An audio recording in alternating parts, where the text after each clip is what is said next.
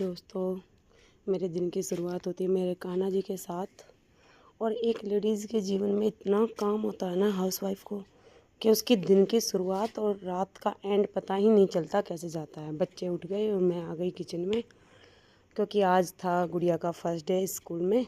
तो मैंने करी उसके नाश्ते की तैयारी, उसके लिए किया दूध गर्म।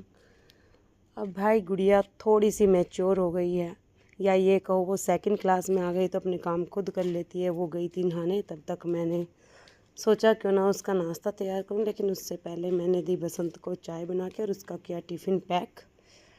और उसके टिफ़िन में कुछ स्पेशल तो नहीं बन पाता, क्योंकि मेरे पास छोटा बच्चा है, वो काफ़ी टाइम स्पेंड कर देता है मेरा रोने गाने में।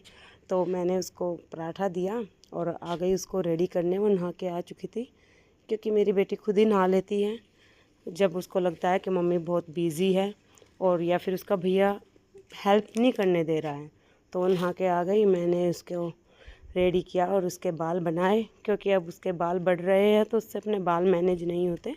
तो मुझे सिर्फ इतना ही काम करना होता है कि उसकी चोटियाँ बनानी होती है। और आप सब बताना कैसी लग रही है वो न्यू ड्रेस में। और आज उसका फर्स्ट डे था तो वो काफ़ी एक्साइटेड थी, और उसके साथ साथ मैं भी। फिर उसने अपना दूध फिनिश किया और उसने कहा मम्मा मुझे बनाना नहीं खाना, और वो चल दी अपने स्कूल के लिए। एक पॉज तो बनता है ना। और बजे थे 7 बजने में भी 15 मिनट थी। फिर मैं आई, मैंने अपने कान्हा जी का रूटीन स्टार्ट किया, क्योंकि आज गुड़िया को पहले स्कूल भेजा और कान्हा जी का काम बाद में हुआ।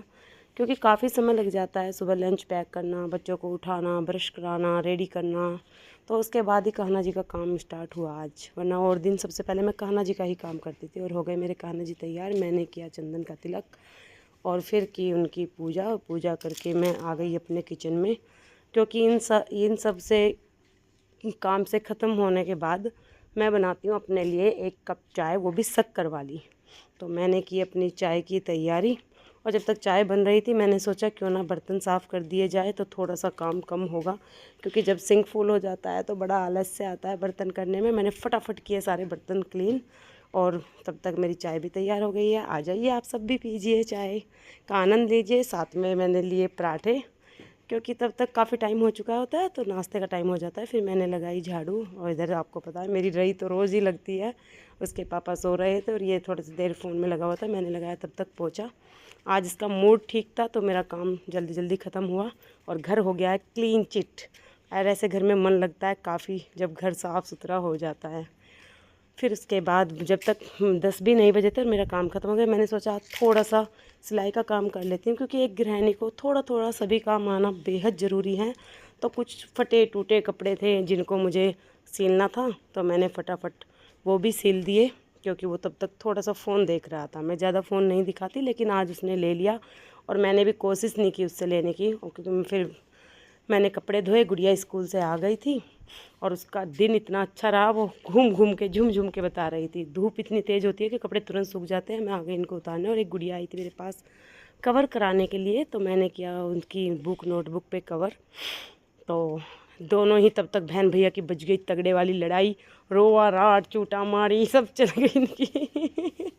अच्छा लगा इनकी लड़ाई देखकर। आज हमारे घर आए थे न्यू गेस्ट, आप सब भी इनसे मिलिए।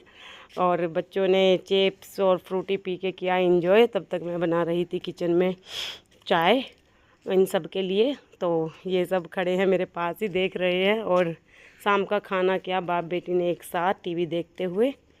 और फिर मैं आई रूम में, मैंने की कपड़ों की तय, क्योंकि इतने कपड़े हो जाते हैं रोज़। मुझे तो लगता है एक लेडीज़ के लिए सबसे बड़ा टास्क है कपड़ों को धोना, उनकी तय लगाना। रात के बजने वाले थे 10 और बेटे को लगी थी भूख। उसने कहा मुझे चाय पीनी है, जिद की, मैंने बनाई चाय। और अब वो चुस्की मार के उसको पिएगा। देखो कैसे बैठा है चाय के इंतज़ार में। चाय हो गई है रेडी। फिर मैं वापस आई अपने कपड़ों पे सुसलाने के बाद, और मैंने करी प्रेस। बताना मेरा व्लॉग कैसा लगा। आई होप आप सबको अच्छा लग रहा हो, तो प्लीज़ लाइक शेयर कमेंट करना। राधे राधे।